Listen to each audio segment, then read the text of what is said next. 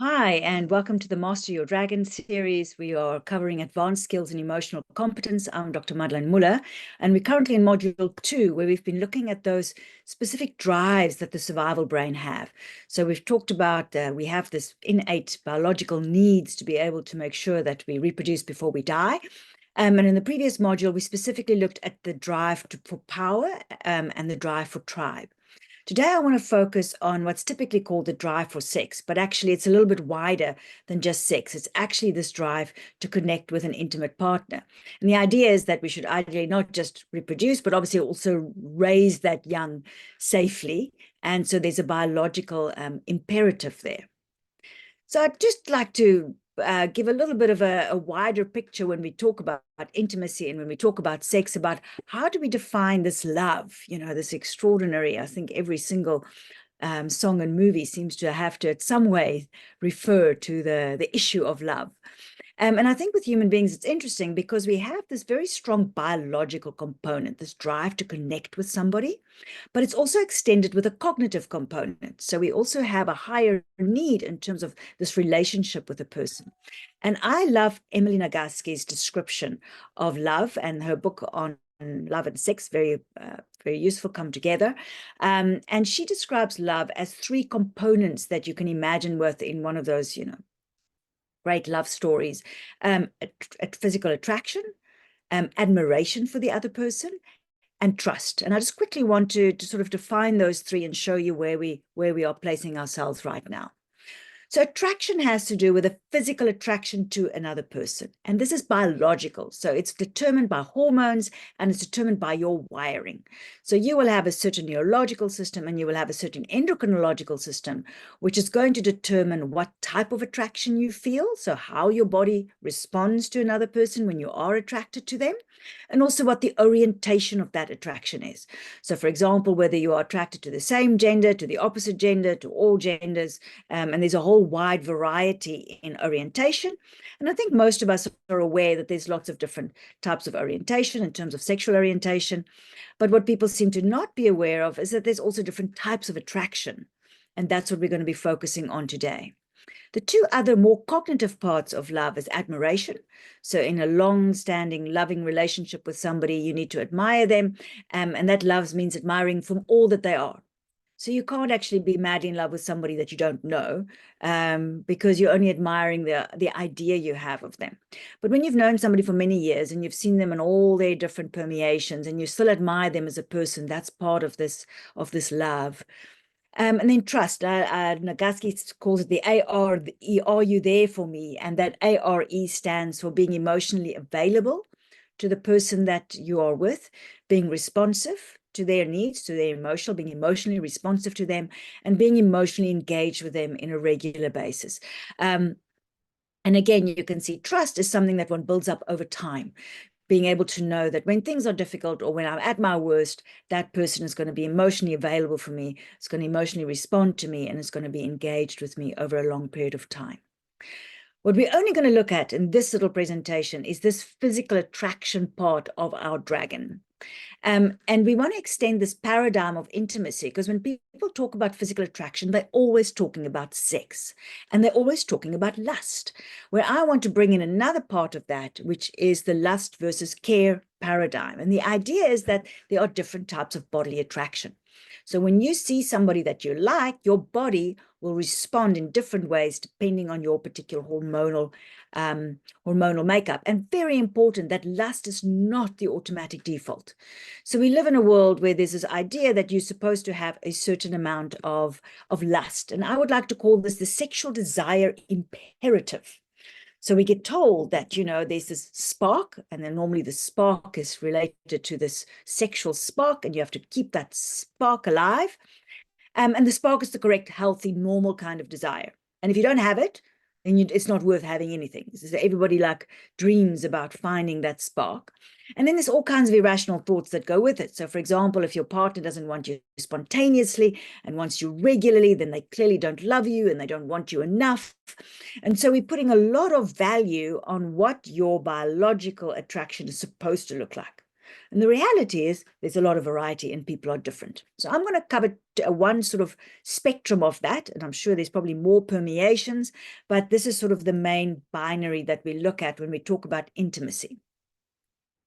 Obviously, people can have combinations of the two. And during our life, we might also find that it changes depending on what's happening with our bodies. But you do find that some people are predominantly the testosterone orientation type of attraction. And this is the one that's very well known. So let's just see what that looks like and just reminds us, all the movies tell us this. So if you've got a testosterone type of attraction, it's very visual based. So you get triggered quite often by visual stimuli. And the kind of desire you feel, the kind of attraction you feel to somebody is sexual desire. So this body's need to have sex. When you then get under the covers and you start getting intimate, you have sexual arousal, which is all very much building toward a particular purpose. And actually, physiologically, your body will have an increased heart rate, increased blood pressure, increased muscular tension. And then, of course, the whole goal is orgasm. That's what testosterone is made for. And it's this linear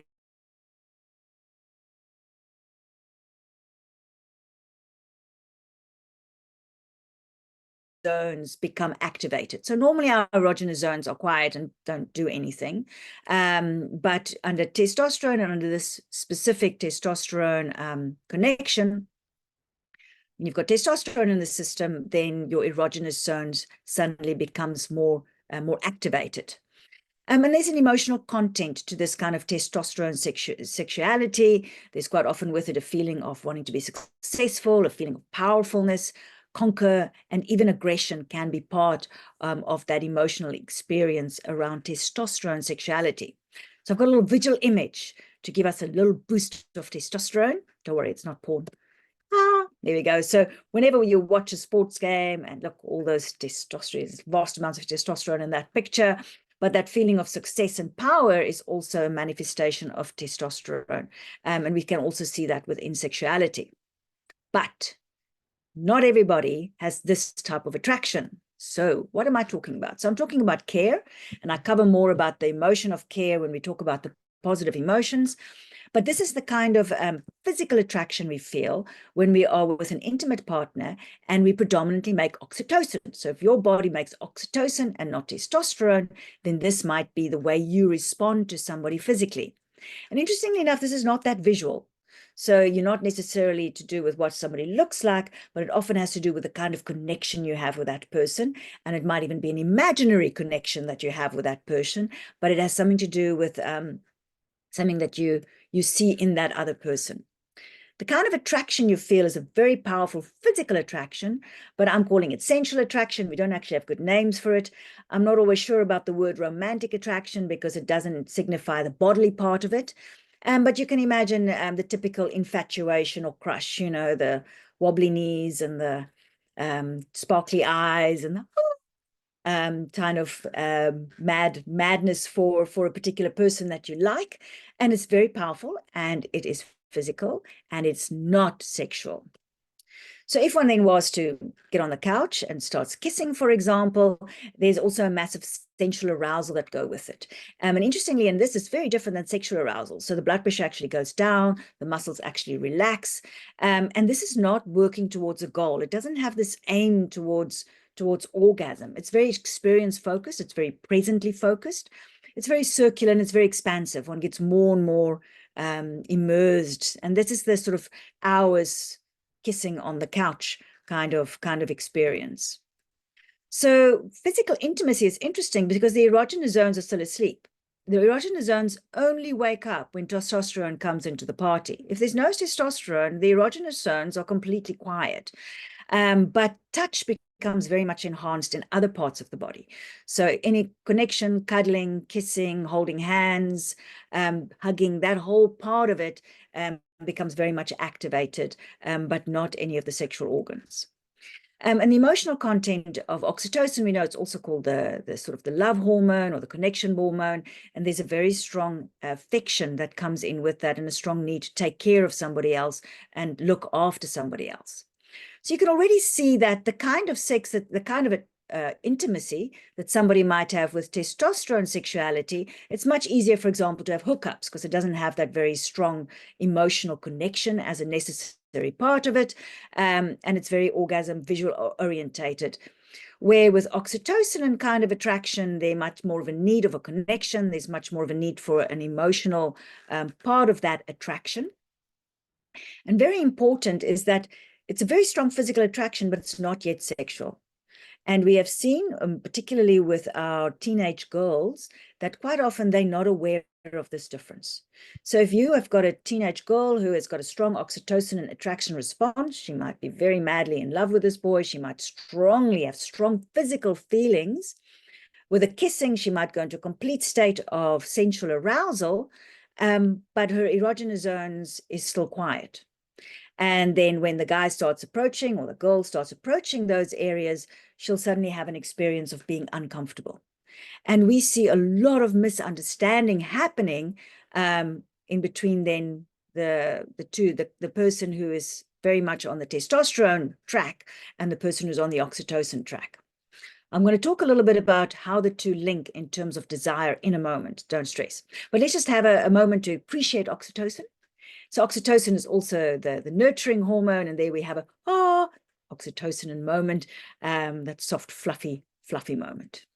So let's just take this a little step further, because immediately there's a little bit of a worry. Well, gosh, this teenage girl, if she's not experiencing any desire, then now what?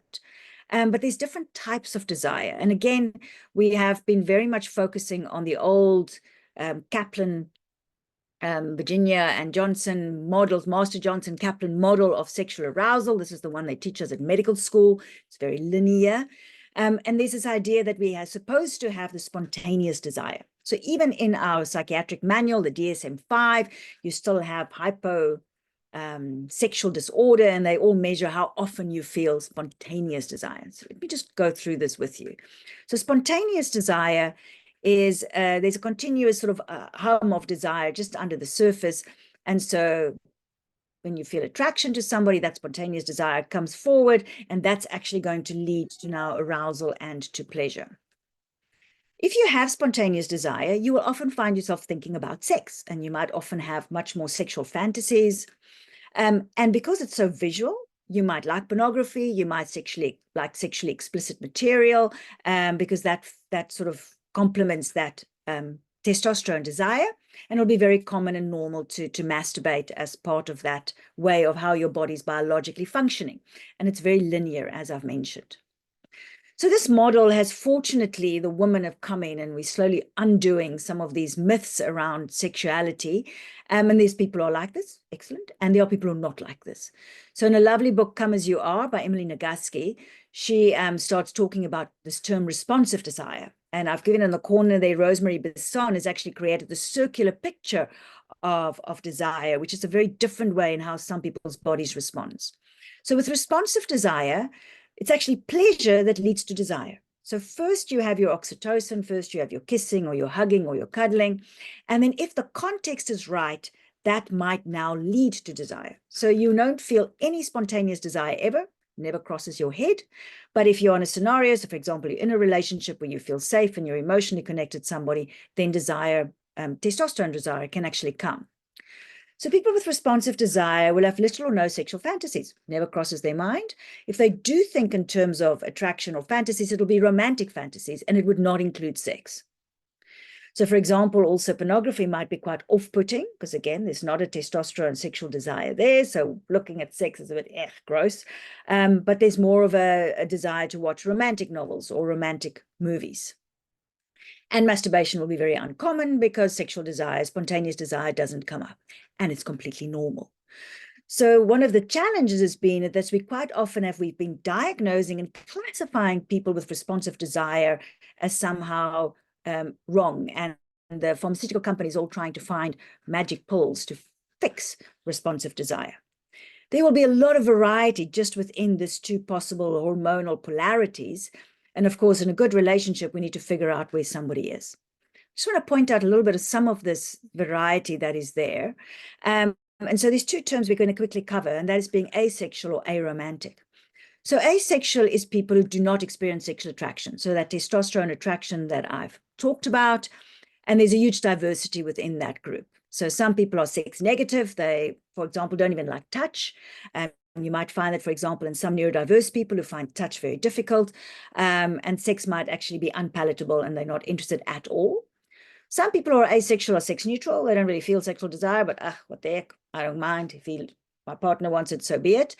And then some people are quite sex positive. We think sex is good for our relationship. It builds connection. I don't feel sexual desire, but I don't mind having sex as part of a normal part of my life. And then you've got some related identities that fall under the same umbrella. So gray sexual is somebody who rarely might actually have spontaneous desire. And then the demisexual I find interesting. So I've been teaching this oxytocin type of desire for 10, 15 years plus now. But the word demisexual I only came across in the last couple of years. And that's an experience of somebody who does not feel spontaneous sexual desire until they are in a strong emotional connection to somebody. So like I mentioned, you might have a teenage girl who never experiences sexual desire at all, has no need to masturbate, does not have any sexual fantasies. And once she's in a long-term relationship with somebody that she trusts, then with that partner, she is able then to start feeling sexual desire. Partly just to say with the binary, it's predominantly girls, but of course, very much possible with our boys as well. And that's the flag for the demisexuals. So interestingly enough, 74% of asexual people may experience romantic attraction. So they might not have sexual attraction, but they might have strong physical attraction in another way. Then you get aromantic. So this is somebody who might experience sexual desire or not sexual desire, but they do not experience any of that oxytocin romantic attraction. It's just not the way their body rolls. And again, there's different identities. So gray romantic may only experience romantic attraction on the rare odd occasion. And then the demi-romantic is also interesting. So again, this is a bit of a trope on the guys, but definitely both guys and girls and all in between are valid here. But the classic movie is the guy who has, lots of different sexual relationships with lots of different women, no romantic interest whatsoever. And then eventually he meets the right girl, and then suddenly there's a strong emotional connection, and out of that comes a romantic attraction as well. And that we call demi-romantic, and they have a flag. So just in terms of hormones, so I've talked about two hormones, testosterone and oxytocin, but there's also all kinds of other hormones that come into play when we have sex. And it might be quite fun just to talk a little bit about adrenaline. And very important that this is about safe release of adrenaline to make sex a little bit more fun. And I'd like to give the example of imagining going down a very steep, scary pass with no brakes, terrifying and horrible, or going on a roller coaster, fun for some. So in that scenario, although there's a bit of adrenaline in the system, you've created safety, and therefore it makes the interaction fun. So very important to realize that sexual practices where you don't feel safe is never fun. So you can have sexual fantasies, and some of the sexual fantasies in real life might be completely horrendous if you're not safe, but because you're controlling your own fantasy, that can spice things up a little bit. Same with sexual role play and cosplay. And therefore, I want to mention BDSM here because quite often it gets treated as sort of, one of those dark kind of sexual behaviors. But actually, this is probably the most adult kind of sex out there. Not that you all have to have BDSM. But what impresses me about BDSM is their informed consent process. So you're not going to regularly engage in BDSM unless you're sure you're safe. It's like you're not going to go on a roller coaster if you're sure you're not going to fall off that roller coaster. And so what they do is they have a very, very detailed informed consent process to figure out exactly what's going to happen, what I like, what I don't like, and there's a safe word, and they respect that absolutely. Otherwise, you can't regularly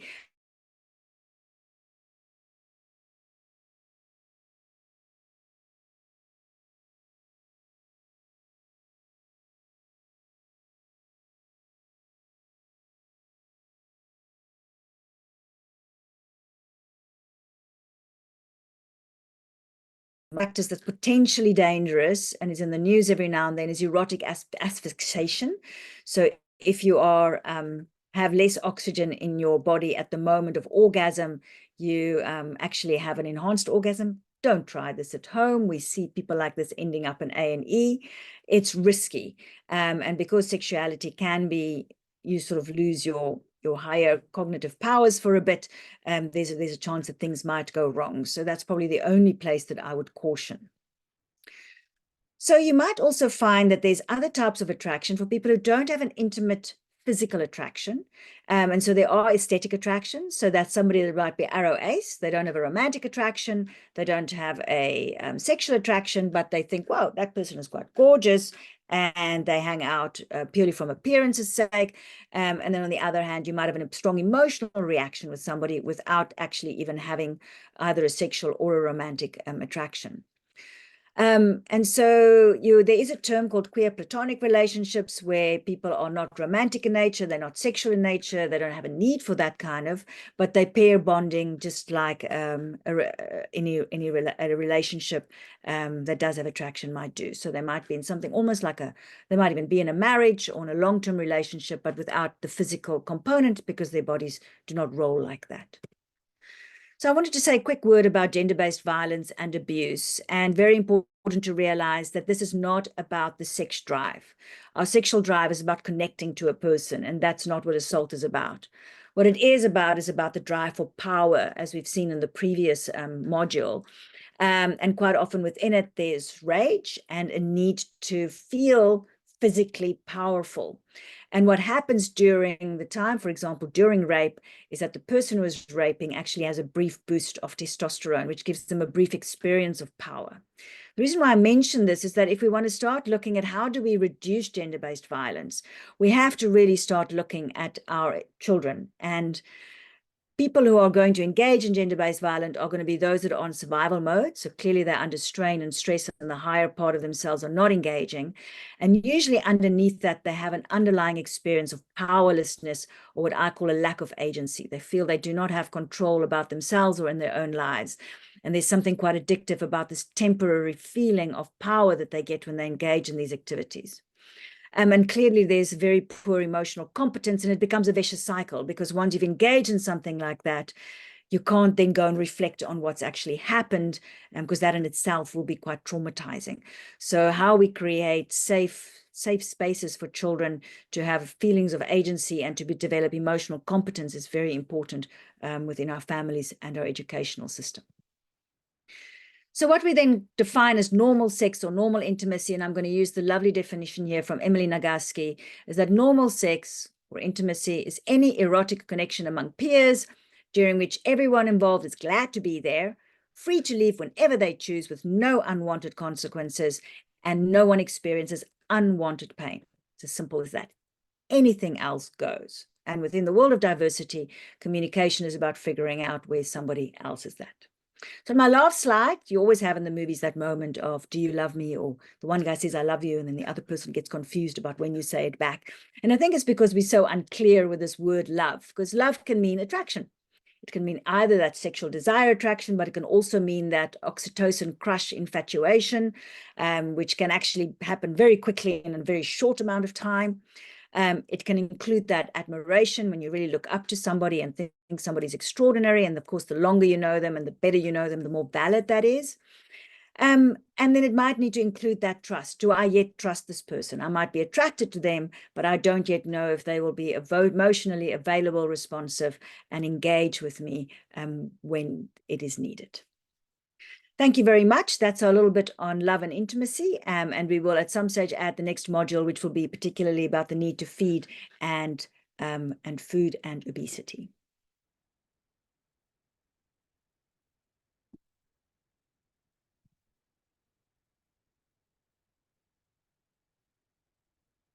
Stop.